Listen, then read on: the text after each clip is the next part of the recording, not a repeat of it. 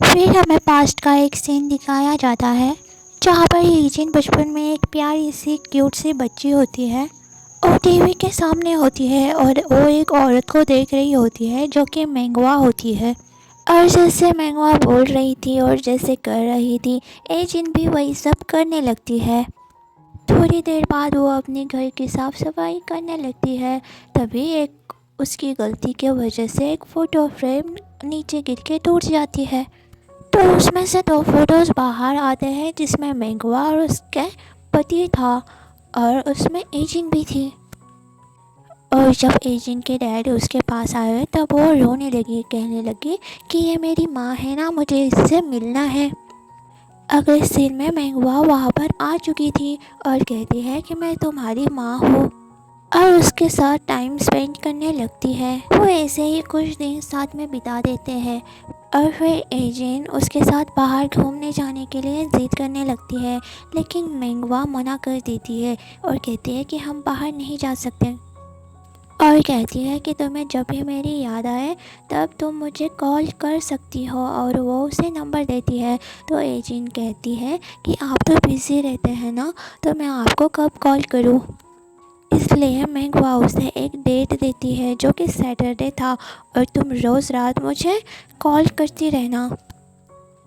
और एजिन ऐसा ही करती है। देखते ही देखते एजिन बड़ी होने लगती है और वो मेंगवा से बातें करना नहीं छोड़ती। लेकिन एक दिन मेंगवा एजिन का कॉल नहीं उठाती।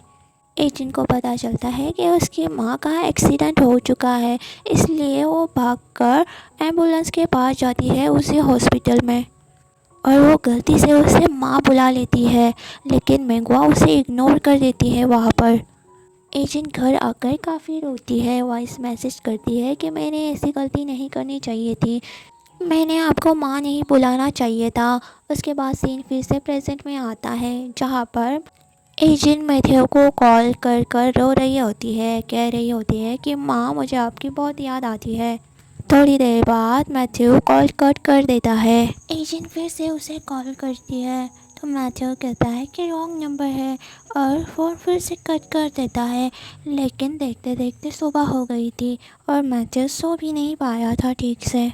फिर हमें एक लड़की दिखाई जाती है जिसका नाम जिनिए होता है और जिनिए को देखकर ऐसा लग रहा था कि वो काफ़ी अच्छी है, क्योंकि वो वहाँ के लोगों से काफ़ी अच्छे से बात कर रही होती है और वो सोमी की बड़ी बहन है। वो सोमी को शॉप के अंदर ले जाके एक मास्क देती है जहाँ हम देख पाते हैं कि सोमी के चेहरे पर कुछ इन्फेक्शन सा हो गया है। उसके बाद उसकी बहन उसे हेडफोन्स देती है और कहती है कि ये मैथ्यू ने तुम्हें दिए थे। फिर हमें मैथ्यू को दिखाया जाता है जो कि एजेंट के लिए चिकन लाया था और वो उसे पैसे देता है। कहता है कि ये कार रिपेयर के पैसे हैं और तुम कार ठीक कर लेना। फिर उसके बाद वो अपने ट्रैक्टर से जाने लगता है, पर ट्रैक्टर में काफ़ी ज़्यादा सामान होने की वजह से वो बूढ़ी औरत एजिन को मैथ्यू के पास बिठा देती है और कहती है कि तुम अच्छे लग रहे हो साथ में। और ना चाहते हुए भी दोनों को एक साथ बैठना पड़ता है। रास्ते में उन पर बम्बल्स भी आ जाती है, इसलिए एजिन मैथ्यू को चिपक जाती है और दादी माँ देखकर स्माइल करती है और जा रहे होते हैं। तभी जिन्हें उन्हें जाते हुए देख रही होती है, वो उन्हें देख लेती है और शायद वो उन्हें देखकर थोड़ी सी उदास होती है।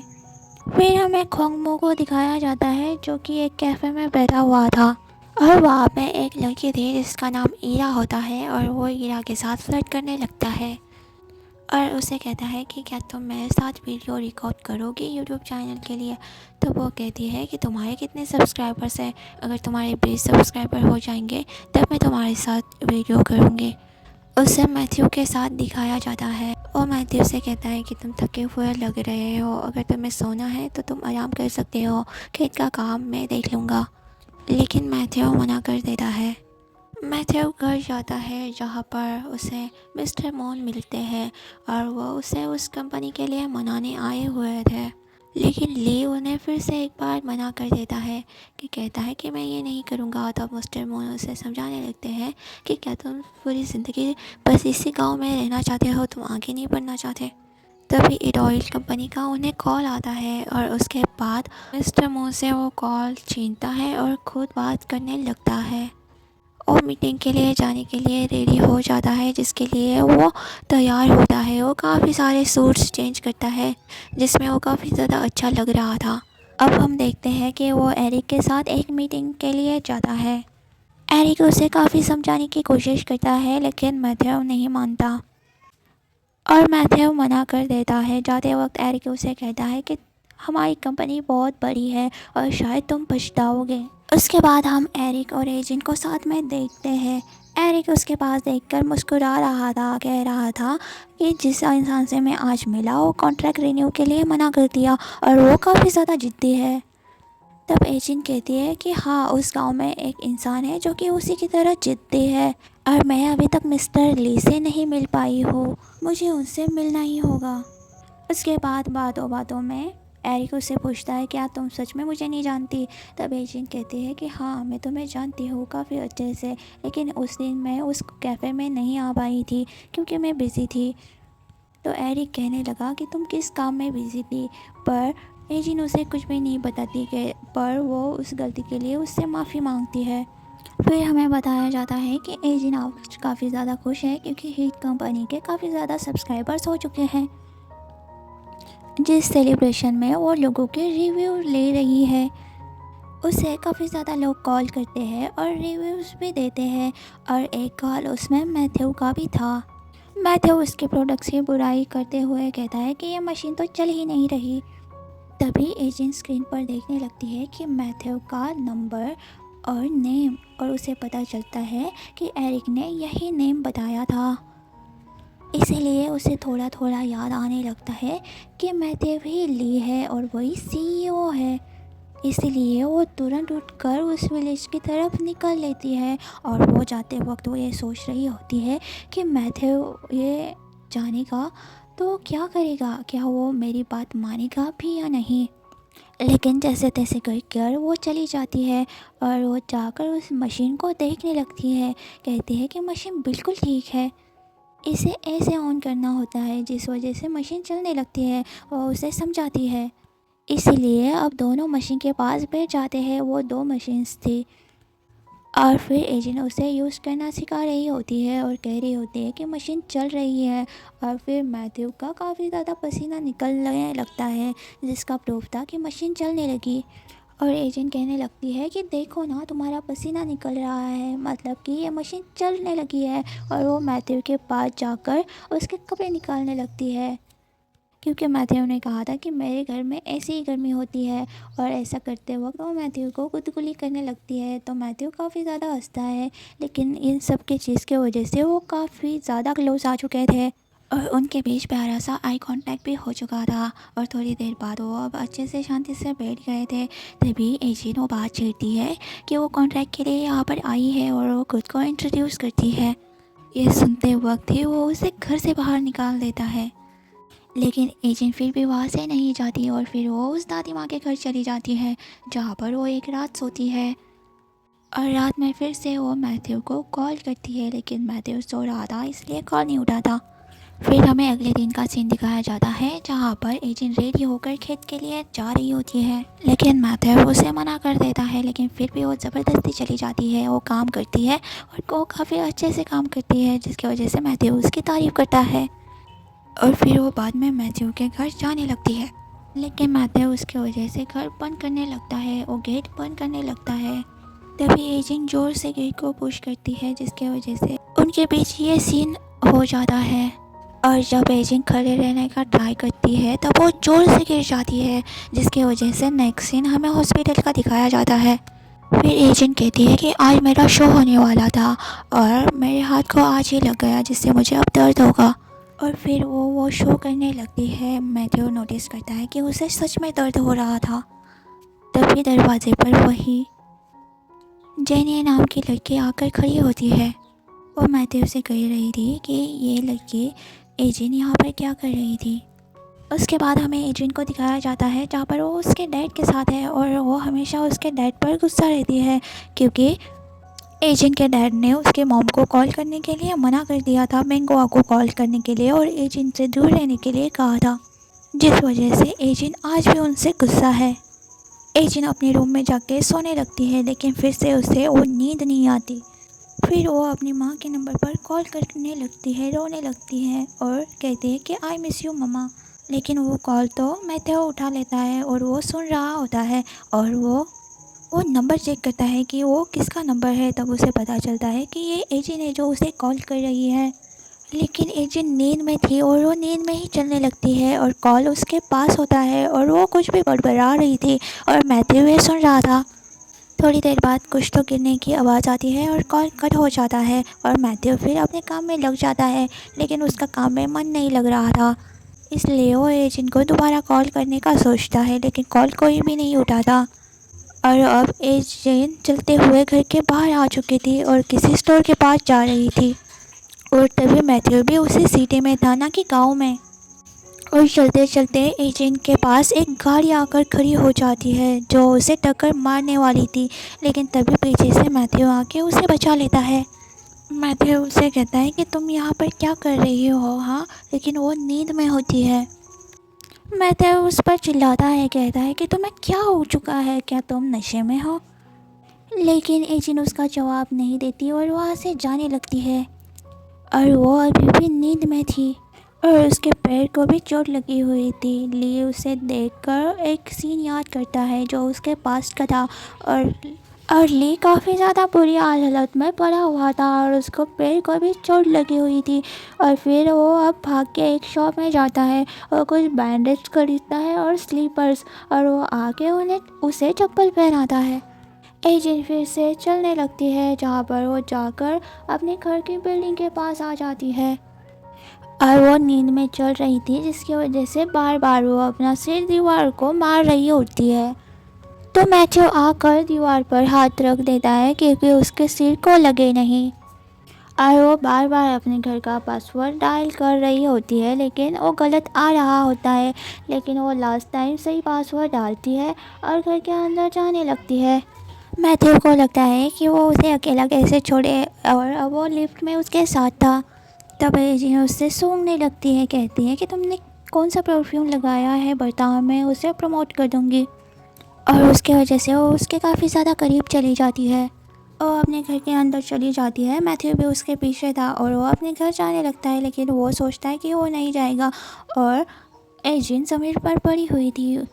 फिर हमें अगले दिन का सीन दिखाया जाता है जहाँ पर एजेंट सोफे पर सो रही होती है। और फिर हमें रात का सीन दिखाया जाता है जहाँ पर मैथ्यू ने एजेंट को सोफे पर रखा हुआ था और जो कांच के शीशे पड़े हुए थे उसने उसे साफ़ किया। और फिर वो जब घर जाने लगा तब एजेंट ने फिर से उसे कॉल किया और उसे माँ कहने लगी। फिर हमें अगले दिन दिखाया जाता है कि एजेंट मॉर्निंग वॉक के लिए जा रही है, जिसके लिए वो एक रिवर के पास आ जाती है जो कि काफ़ी ज़्यादा ब्यूटीफुल थी। दूसरी तरफ हमें मैथ्यू और वो सोमी नाम की बच्ची को दिखाया जाता है जहाँ पर सोमी मैथ्यू से कुछ पैसे मांगने लगती है। कहती है मुझे पोको खेलने के लिए पैसे चाहिए, लेकिन वो मना कर देता है और कहता है कि अपने पैसे कुछ अच्छे काम में लगाओ। और वो फिर एक फ़ोटो निकालती है और कहती है कि मुझे इस तरीके का फ़ोटो क्लिक करना है, इसके लिए पैसे चाहिए। तब मैथ्यू उससे पैसे दे देता है और वो बच्ची उसे कहने लगती है कि आपको दुनिया देखनी चाहिए ना, और उसका लैपटॉप ओपन कर देती है जिसमें एजेंट की आईडी उसने सर्च करी हुई थी। वो उस आईडी को देखकर कहती है कि क्या आपको ये लड़की पसंद है, और वो उसकी लाइव स्ट्रीम ऑन कर देती है अपने फ़ोन से जहाँ पर एजेंट लाइव स्ट्रीम कर रही होती है और मैथ्यू भी वो लाइव अब देखने लगता है। मन में बच्ची सोचने लगती है कि यार मेरी बहन के लिए तो बहुत बुरी न्यूज़ है क्योंकि ये लड़की तो सच में काफ़ी ज़्यादा अच्छी दिखती है। फिर हमें एजेंट को दिखाया जाता है जो कि तैयार हो रही होती है और उसे उसके सारे कपड़े काफ़ी ज़्यादा फिट हो रहे होते हैं। उसे याद आता है कि दादी के हाथ का खाना खा कर वो थोड़ी सी मोटी हो चुकी है। उसकी दोस्त उसके पैर पर लगी हुई चोटों को देखकर पूछती है कि तुम्हें क्या लगा है। तब वो कहती है शायद मैं नींद में चल रही होंगी, लेकिन अभी के लिए मैं बिल्कुल ठीक हूँ। फिर हमें वो छोटी सी बच्ची को और उसकी दादी को दिखाया जाता है जो दादी से कह रही होती है कि आप एजेंट नाम की लड़की को जानती हो। तब उसकी दादी कहती है कि हाँ मैं जानती हूँ। फिर वो बच्ची कहती है कि मेरी बहन ज़्यादा ब्यूटीफुल है या फिर वो लड़की। तब दादी कहती है कि वो लड़की काफ़ी ब्यूटीफुल है और उसकी स्माइल भी। और फिर एजेंट उस दादी के कॉल पर फ़ोन करने लगती है, तभी वो बच्ची उसके हाथ के में से कॉल छीन लेती है और खुद एजेंट से बात करती है और कहती है कि आप एजेंट हैं। और फिर वो बच्ची एजेंट से बातें करने लगती है। एजेंट कहती है कि मैं तुम्हारी ही विलेज की तरफ आ रही हूँ, और फिर वो उस गांव में पहुँच जाती है, जहाँ पर वो बच्ची को देखकर कहती है कि तुम आज स्कूल नहीं गई। तब बच्ची उसकी गाड़ी में बैठने की जिद करती है। फिर वो दादी और बच्ची गाड़ी में बैठकर मैथ्यू के खेत की तरफ जाने लगती है, और फिर वो खेत में जाके काम करने लगते हैं। और मैथ्यू एजेंट को काम करने से मना करता है, और लेकिन फिर भी वो जिद करती है और काम करने लगती है खेतों में, जिसके वजह से वो काफ़ी ज़्यादा थक जाती है। अब सभी लोग मज़े से खाना खा रहे होते हैं, पर एजेंट नहीं खाती। कहती है कि मेरा वेट थोड़ा सा बढ़ गया है, लेकिन दादी ज़बरदस्ती उसके मुंह में एक बाइट डाल देती है, जो कि काफ़ी टेस्टी होता है। इसलिए एजेंट काफ़ी जल्दी जल्दी खाना खाना शुरू कर देती है। फिर तभी हमें जीनिए को दिखाया जाता है, और दादी कहती है कि सभी खाना आज जीनिए ने बनाया है। एजेंट जीनिए को ज़्यादा नोटिस नहीं करती, लेकिन जीनिए उसे पहचानती है। फिर हम मैथ्यू को उसके कॉन्ट्रैक्टर के साथ देखते हैं, जो कहता है कि मैं इस बार आपका माल नहीं खरीद सकता क्योंकि उसे कुछ प्रॉब्लम आ गई है। लेकिन मैथ्यू बिल्कुल भी गुस्सा नहीं करता और उसकी बात मान लेता है और घर आता है और सभी वर्कर्स को बताता है कि उन्होंने हमारा माल खरीदने के लिए मना कर दिया है। और वहाँ पर एजेंट भी थी। एजेंट को आइडिया आता है कि वो लाइव स्ट्रीम करके सभी को ये माल खरीदने के लिए बोलेगी और सभी वो भेज देगी। और वो ऐसा ही करती है, वो सेटअप करती है और लाइव स्ट्रीम करके सारा माल बेच देती है, जिसे देखकर सब काफ़ी ज़्यादा खुश होते हैं। दूसरी तरफ यूनजी अपने बॉस को बताती है कि एजेंट ये सब क्या कर रही है, ये अगर ये सब करती रही तो कंपनी की रेपुटेशन ख़राब होगी। लेकिन उसकी बॉस कहती है कि कोई बात नहीं, मैं संभाल रही हूँ, शायद वो ठीक ही कर रही होगी। दूसरी तरफ हम देखते हैं कि एजेंट ने काफ़ी अच्छा काम तो किया है, लेकिन जिसके वजह से वो बेहोश हो गई थी और वो अब हॉस्पिटल में है। और उसके पास मैथ्यू उसे जगाने की कोशिश करता है, जिसके वजह से वो एजेंट के काफ़ी करीब आ जाता है और एजेंट उसके गाल पकड़ लेती है। लेकिन उसे पता चलता है कि ये तो मैथ्यू नहीं है बल्कि उसका दोस्त है, इसलिए वो उसे जल्दी से दूर करती है। और वो सोचने लगती है क्या मैथ्यू मुझे यहाँ पर इस बेड पर लेकर आया होगा, और ये तो काफ़ी रोमांटिक है। और फिर हमें दिखाया जाता है कि मैथ्यू डॉक्टर से एजेंट के बारे में बात कर रहा है कि एजेंट आप कैसी है। डॉक्टर उसे बताता है कि एजेंट तो काफ़ी ठीक है, लेकिन क्या वो तुम्हारी गर्लफ्रेंड है। मैथ्यू कुछ भी नहीं कहता। फिर डॉक्टर दूसरे डॉक्टर को बता रहा होता है। वो पूछता है कि मैथ्यू की ये लड़की है कौन। तो वो डॉक्टर कहता है कि ये इसकी गर्लफ्रेंड होनी चाहिए। फिर हमें एजेंट को दिखाया जाता है, जो कि मैथ्यू के घर पर होती है। दोनों साथ में बैठे हुए थे। मैथ्यू उसके काम के लिए उसे कुछ देने वाला था, लेकिन तभी वो वहाँ से जाने लगती है। लेकिन वो अपना सिर पकड़कर नीचे बैठ जाती है और कहती है कि सिर में दर्द हो रहा है, और वो उसी फर्श पर सो जाती है। और मैथ्यू से कहती है कि उसके पर्स में दवाई है और वो उसे वो दवाई दे, और मैथ्यू उसे दवाई देता है। वो कहती है कि मैं थोड़ी देर के लिए यहीं पर रुकना चाहूँगी, और वो वहीं पर सोने का सोचती है। उसे सोफे पर जाना था, लेकिन वो रेंग कर सोफे पर जाने लगती है और मैथ्यू ये सब देख रहा होता है। तभी वो उसके पास आने लगता है। एजेंट को लगता है कि ये मुझे उठाकर अब सोफे पर रखेगा, लेकिन वो तो ब्लैंकेट ठीक कर रहा था। लेकिन थोड़ी देर बाद वो एजेंट को उठाकर सोफे पर जोर से छोड़ देता है। फिर दूसरे बाद हमें दिखाया जाता है कि खोम्यो अपने ट्रैक्टर पर कहीं जा रहा होता है, लेकिन सामने से सुमी की गाड़ी आ जाती है उसी विलेज में। और फिर दोनों हॉर्न बजाने लगते हैं, लेकिन कोई भी पीछे नहीं हटता। लेकिन सुमी उसे देखकर फिर से पीछे जाने का डिसाइड करती है और वो पीछे चली जाती है। और फिर से वो गाड़ी एक बार गड्ढे में अटक जाती है, इसीलिए खोम्यो वहाँ से उतरता है और वो गाड़ी को पीछे से जाके उठाता है और वो रोड पर लाता है। ये देखकर तो सुमी उससे काफ़ी ज़्यादा इम्प्रेस हो जाती है। और फिर वो एजेंट को लेने के लिए उस विलेज में आई हुई थी, और वो मैथ्यू कहता है कि क्या तुम ठीक से जा पाओगे। तब एजेंट कहती है कि तुम मेरी चिंता मत करो, और फिर वो गाड़ी में बैठकर अपने सिटी के लिए आ जाती है और वो एक कैफ़े में जाकर बैठ जाती है, जहाँ पर एरिक का सेक्रेटरी उसे बताता है कि एजेंट कैफ़े में है, इसलिए वो उसके पास जाकर बैठता है।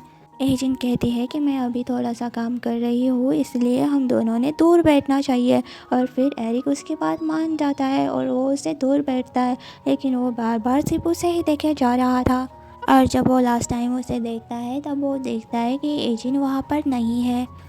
इसलिए वो दौड़कर बाहर जाने लगता है, लेकिन वो एजेंट बाहर नहीं थी। लेकिन तभी थोड़ी थोड़ी बारिश शुरू होने लगती है और एरिक बारिश में खड़ा हुआ था।